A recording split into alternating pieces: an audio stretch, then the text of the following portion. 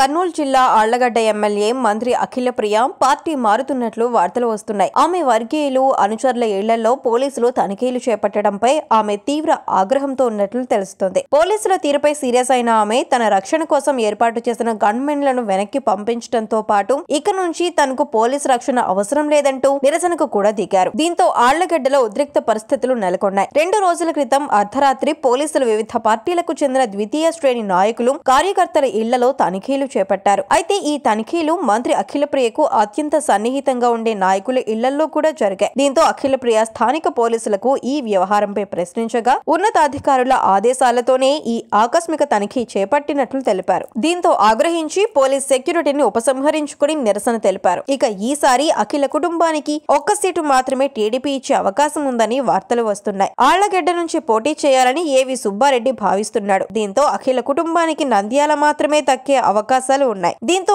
ఆమె పార్టీ మారే ఆలోచన చేస్తున్నట్లు వార్తలు వినిపిస్తున్నాయి. ఇక అఖిల ఆలోచన పసిగట్టే మంత్రి అయిన ఆమె అనుచరుల ఇళ్లలో పోలీసులు సోదాలు చేశారని అంటున్నారు. ఆమె 9న కార్యకర్తలతో సమావేశం అవుతున్నట్లు తెలుస్తుంది. మరి ఆమె ఏ నిర్ణయం తీసుకుంటారనేది ఆసక్తికరంగా మారింది.